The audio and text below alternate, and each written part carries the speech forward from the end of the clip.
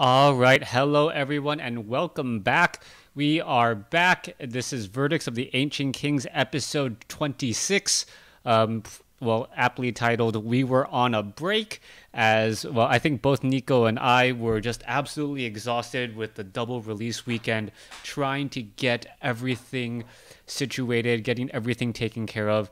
But it is good to be back, and we do have puzzles for you. We do have some things to talk about as the show does go on. Always with me is going to be Nico. Nico, how are you doing today? I'm good. I've been super busy just with a lot of different things, just like you have been.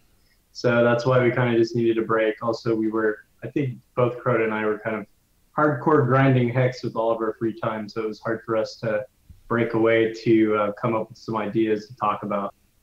Yeah, and one thing that I noticed, I don't know if you noticed the same thing though, because the evil gauntlets don't allow you to enter in with double Scars of War packs. Are you like running low out of Hero Fall packs? I feel like I'm buying more Hero Fall packs now than I ever did when Hero Fall was actually out, like after that initial purchase. How about you? Yeah, they're sneaky because all of us Evo players that were getting in with two of whatever we wanted now have to make that commitment to hero fall packs again. And I'm just happy I didn't sell off a stash I had. I think I had like 70 stashed and I'm down to 12. So I'm about to feel the pain really soon. Yeah, like any time that I can get 6 wins in a sealed gauntlet, or if I can get 3 wins off of my draft tickets, I feel like yes, yes, that's 2 Hero Fall packs I don't have to buy. Yeah. And yeah, it hurts a little bit in the end, and I think I have like 75 packs of Scars of War, and I started off with 100. So yeah, it's really interesting. Anyways, let's go ahead and dive right into it. I know last time we had put up a puzzle out there, and a lot of the players or a lot of the viewers were asking for, I guess, a little bit more of a clean puzzle where there wasn't as much random generation. And we're like, okay, we're gonna do much better this time. We're gonna put a puzzle out there is that does take some thought, but at the same time, there should be a straightforward solution, no RNG. And how many submissions did we get, Nico? We only got four, maybe five. I think only four though. Yes. And only 50% of them were correct. So All right. So one of the things that we did not mention here is that you didn't have any charges, so you couldn't. Your hero didn't matter, and what we really wanted to get players to do was really trigger off the Skittering Cultivator and trying to use that Dread Factory. We had talked a lot about this in Limited, where the outposts were really powerful if you could combine it with Diligence. And the Skittering Cultivator is perhaps the epitome of using Diligence with that Dread Factory. And, well, anyone who took a look at the puzzle, your opponent has 17 life. You have 3 out of 4 resources at the end of your opponent's turn, and you have 1 card in hand. Basically, we're trying to teach you to play to your outs. You know that you need to win on your next turn. What do you do at the end of your opponent's turn so you can try and win at the next turn? And it really triggered off of the Skittering Cultivator and Diligence. Why don't you go ahead and go into the solution? Or actually, you're a little... sure. Yeah. So the solution, the one card in hand, you kind of need something that would allow you to ready the skittering cultivator. So basically, the only card that will really do it for you is this Scryos coin, because you can sack it for 2, and it will ready your skittering cultivator and draw you a card. So if you just happen to draw a shroud, then you can exhaust the cultivator again with the Dread Factory, and then ready it again with the Shroud. So then all of your resources are used up. You'll have, is that one, two, three, four Dreadlings in play? Is that right? Wait. Yeah, One, it's two, 4 Dreadlings at the end of your opponent's turn, and yeah, you and then have... two more. Yeah, well, you actually get 4 more because your Skittering Cultivator is still exhausted, so it's gonna ready again. And then the Dread Factory gets you 2 additional as well. Oh wait. Oh yeah, that's right, because of the Dread Factory. Duh. Okay, yeah. So that's why you have 8 8 spiders in play. And then as soon as you draw that final card after you played the Squarehouse Coin and Shroud, if it happens to be the Web Spinner Prelate, and it can give all your spiders Rage 1, since you have 4 resources, you drop it, and then you have 8 spiders that are going to hit for 2 each, which is 16 damage, and then you attack with the Skittering Cultivator as well, which is another extra damage, getting you to 17. Yeah, so hopefully you guys hopefully you guys didn't get stuck on the puzzle. You could have asked us questions. I know both Nico and I do go ahead and read the comments on the video. So if you have any particular questions or you're not quite sure about how a specific card works, definitely ask us in the comments section of the video, and we'll go ahead and give you hints along just in case you guys don't quite figure it out. We want you guys to have that little bit of that mystery, a little bit of that aha moment when it all comes together. But at the same time, we want more than 4 submissions out there. So hats off to the winners. I forgot to put your names on the video. Let me check it real quickly. Do you remember who that was? It's Eminland and Cyru. Yeah. We did have a few other submissions. I apologize. I'm usually really good about getting back to people via email to give you guys hints and updates and whether or not you got the answer right. But for the last 2 weeks, I've just kind of been like blind to the emails, so I didn't respond, and for that I apologize. But usually I'm pretty good about giving you guys tips. So in the future, don't hesitate to ask questions. I'll help you out. Yeah. So. I will be sending out prize codes and whatnot. I think everyone is going to be... I might just be starting to give away more convocation codes and sleeves, things of that nature. I still have complete sets of 2015 convocation codes to give away as well. So I will... Well, congratulations to Emlan. Did Emlan already win? Yeah, he's been a runner-up before, I believe. He is a Spanish hex player. He's been submitting the answers as well. All right. Well, congrats to him. I think I'll be sending him the 2015 convocation collection, and I don't know what else I'll be sending out there, but please do enjoy as I try to raid the hex offices for some more goodies in the upcoming weeks. Now, we're going to be moving on to a topic that I'm sure a lot of people can relate to, and it's the idea of tilting. And tilting is basically, well, tilting is when you lose and you let your emotions continue to get the best of you, causing your gameplay to get worse and worse. I think today I was on like an 0-9 or 0-10 run in limited. I started off 3-1 in the sealed gauntlet, lost 2 games, and went out 3-3. I'm like, okay, that's fine. Jumped right back in, went 0-3, jumped right back in, went 0-3, and I didn't feel I was tilted. I didn't like flip the table or anything, but I know I wasn't playing up to snuff. And well, Nico has some tips for all players out there who do get a little bit tilted from time to time. Yeah, and I mean, really, this is just adapted from poker game theory on tilting. Like you can look up tilting on Wikipedia, and you're gonna basically see this. It's just adapted for hex, but it's really the same thing, because the variance in poker, there might be a little less variance because you're not actually constructing a deck. There's not a bunch of random cards that you're going to get.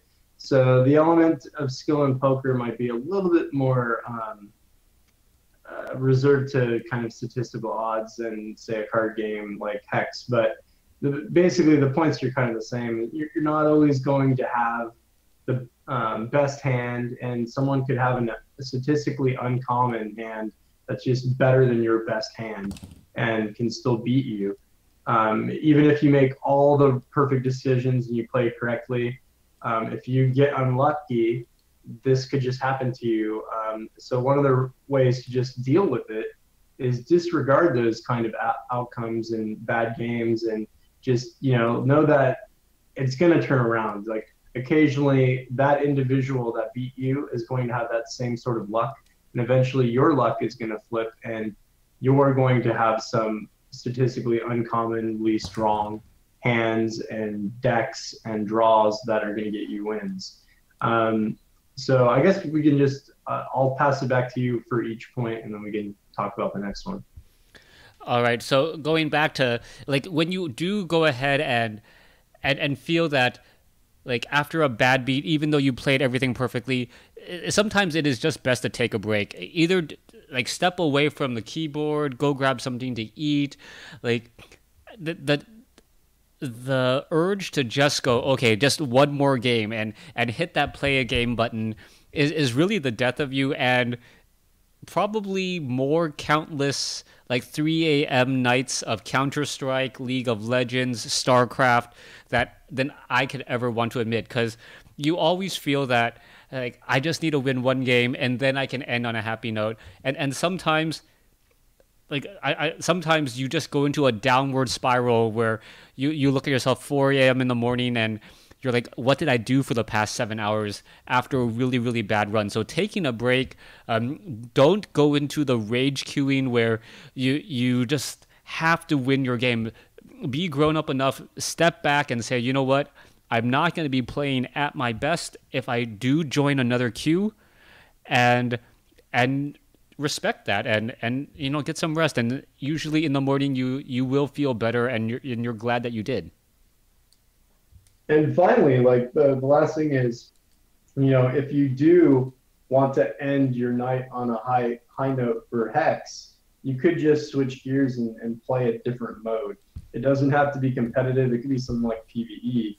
But if you just kind of switch gears and go to something that is low stakes, it's not stressful, you're just kind of, doing something simple that's going to be an easy win for you. At least, you're ending the night, or you're ending the day or whatever on like a semi-positive note, or just a complacent note for the game. So you won't feel bad kind of about where you left off, and you won't like go to sleep and like have nightmares about all the losses you receive. So, I mean, it sometimes really is that, that's why you just have to be careful about how far down the rabbit hole you go before you just take a break or walk away or do something different. Yeah, so it's always important. Take a step back and slow down. You're gonna have those games where even when you play your absolute best, your opponent is gonna be better than you. I had like I think the game that made me realize that I was raging and tilting or on the verge of tilting today and made me step back was it was it was a turn one boisterous ballad, followed by a turn two. It was the 2-1 that had diligence. Opponent's troop cannot block that turn. So like I knew that he was going to be able to just the diligence me. I'm not going to be able to block. Turn three was another troop. Turn four was a Mama Yeti, and turn five was a double swing with a Mama Yeti, charge power for crush, and then a double trouble on top of that. So you're like, that's an absolutely perfect curve. And like, Wow. okay, like, and there's nothing you can do. I played a troop, it couldn't block. I had another, I missed one drop, couldn't block. I was at 12 life or 14 life, and boom, too much. And like, you know what? It happens. And sometimes you got to remember on the flip side, all of your good beats as well. For some reason, it's really, really easy to remember all of your bad beats, all those times when like your opponent shouldn't have won. But at the same time, like you're gonna have those top deck situations where you're playing in the game, and I was playing in sealed, and I'm like, there's nothing in my deck that can really help me. And I top deck Bride of the Damned. I'm like, oh, I forgot the Bride of the Damned is in this deck, and I started to swing back and was able to take a victory. So remember those good beats as those good games as well, where you know what, statistically it is about 50-50. I think it was said in baseball, it's a 162 game season. Everyone's going to win 60 games. Everyone's going to lose 60 games. It's what you do with those other 62. And that's absolutely true for Hex.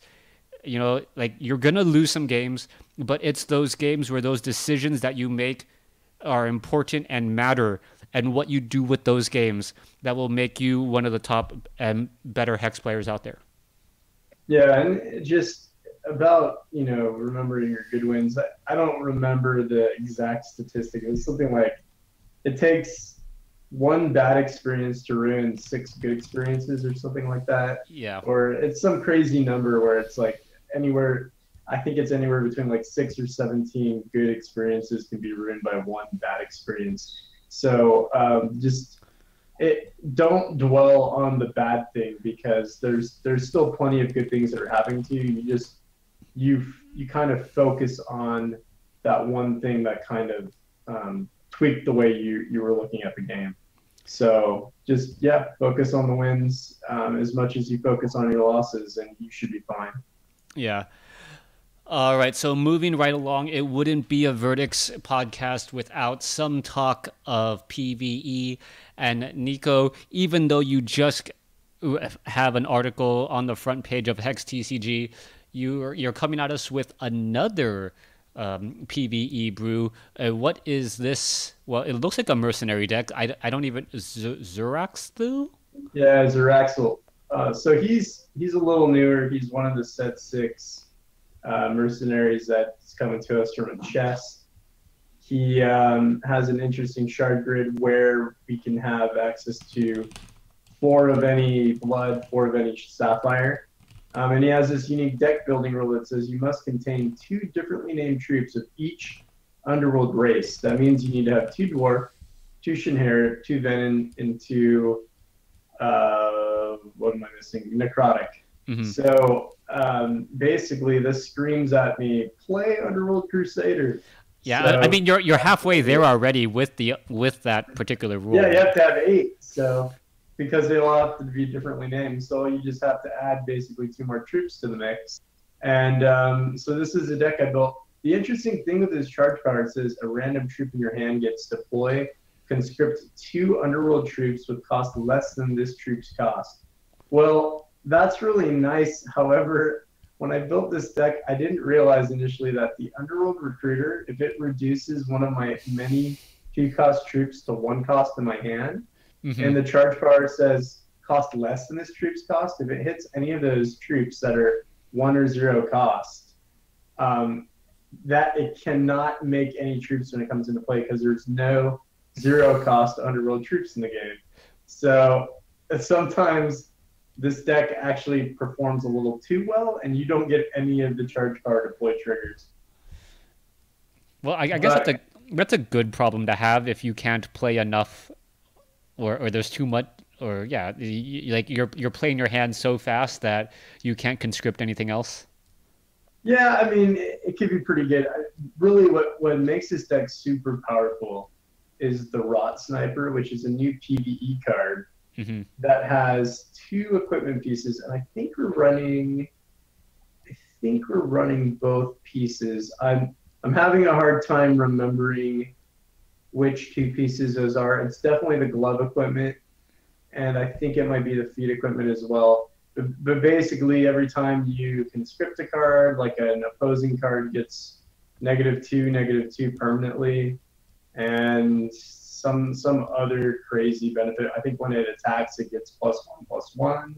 And then the Vampiric Night Stalker, that for each different underworld class you have in play, its cost is reduced by 2.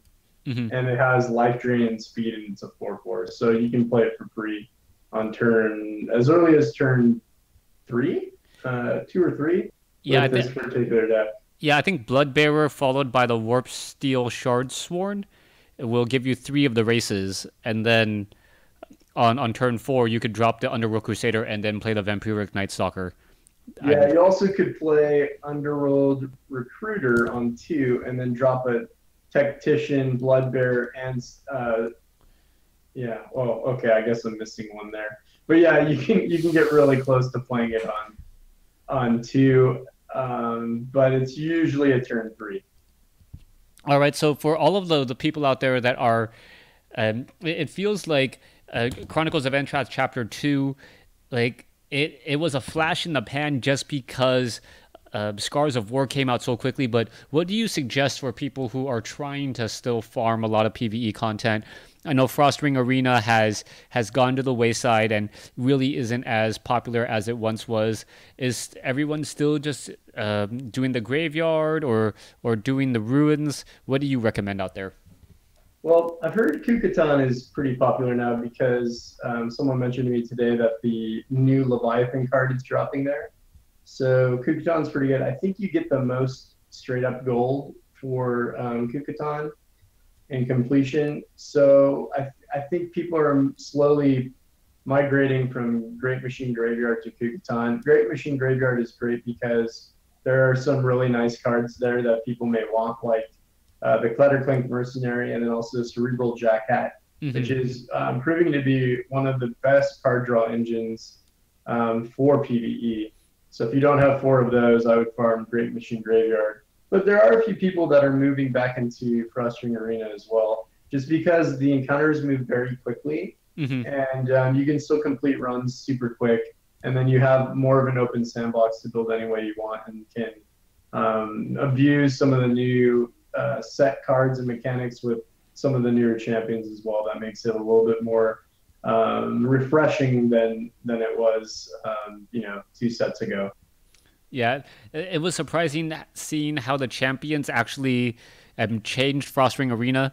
I think before it was all about just Ruby speed, and then the hidden nerf with the Ethereal healers not being able to start in play, needing that diamond threshold as well.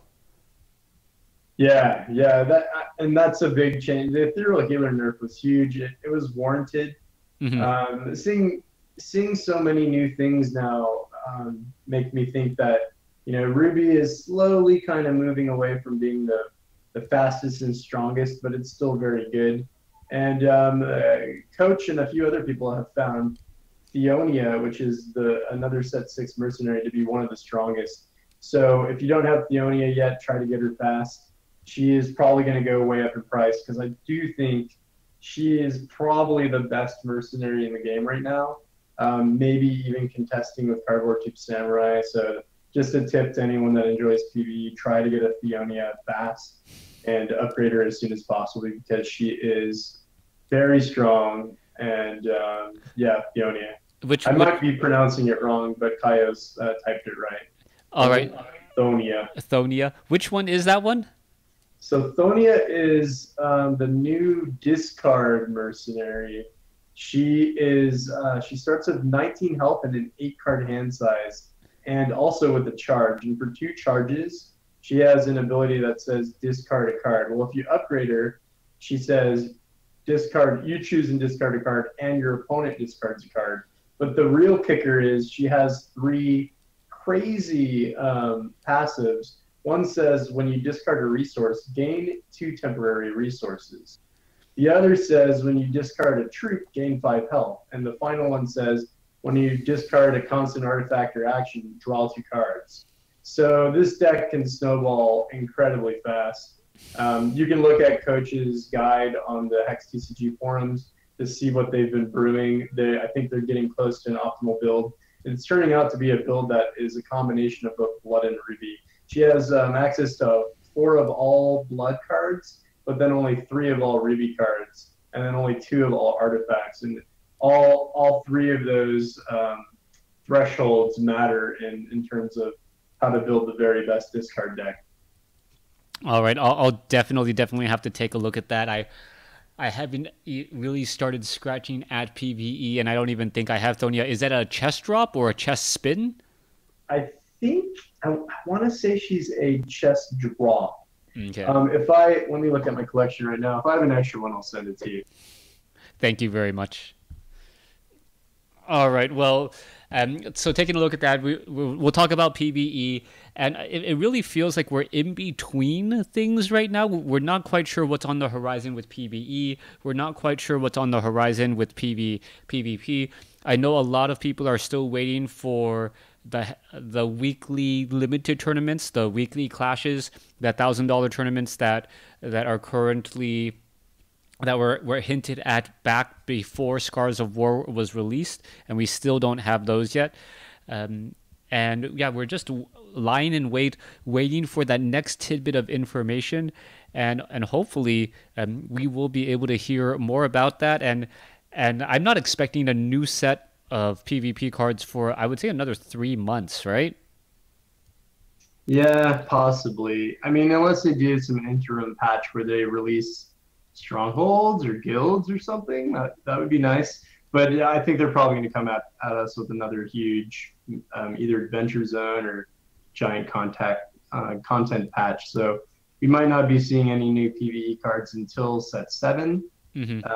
or until the next big PvE patch.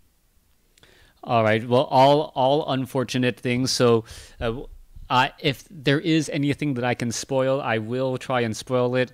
I may hint at things while being all secretive and shady, and but that I don't even have anything to be secretive and shady about. I really don't know what's on the horizon next. So, Well, um, Corey did say that set 7 was 95% done in the client. so Corey did say that. Yeah, he said that on Friday.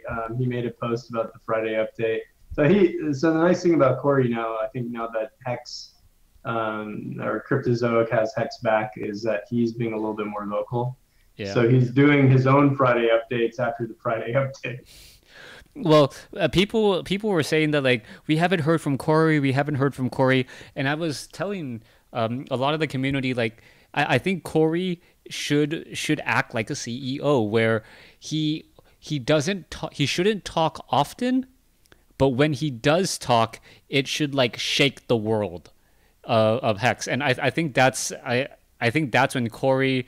It was that one weekend or that one week where there was so much news that everyone's head kind of exploded at the same time. There's like Scars of War release date.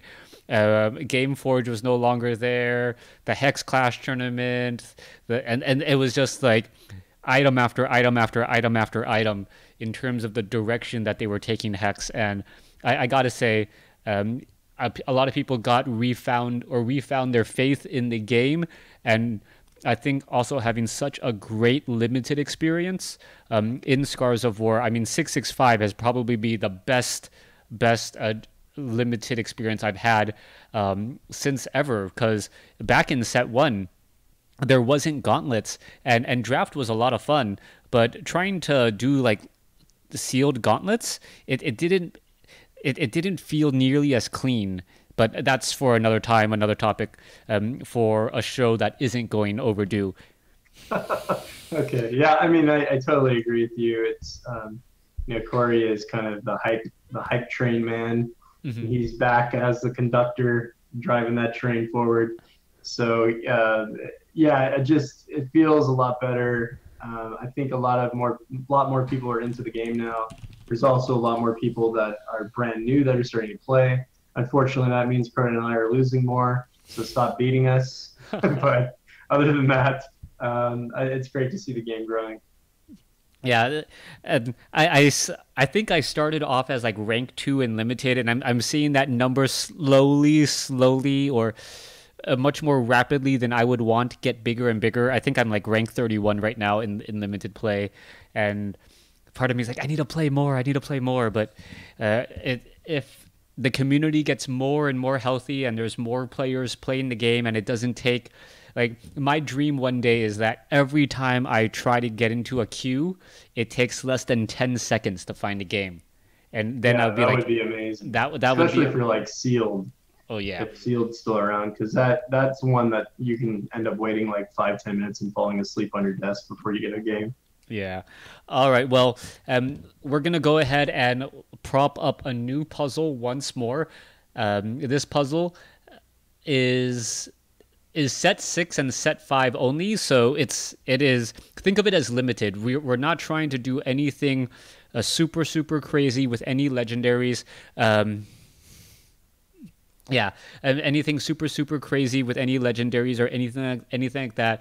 But your opponent's board is, well, they have 18 life. They just played a vampire queen, so they're at 0 out of 6 resources, and they have no cards in hand. So you don't have to worry about any type of interaction from your opponent on your turn. On your turn, you start with 3 troops in play, a Kuru Infiltrator, 2 Crimson Slayers, and you have 5 out of 5 resources, 3 Blood, 2 Ruby Threshold, 2 cards in hand, and 1 Dreadling in your crypt. Assume that there are no cards in your draw deck, so don't go drawing any cards.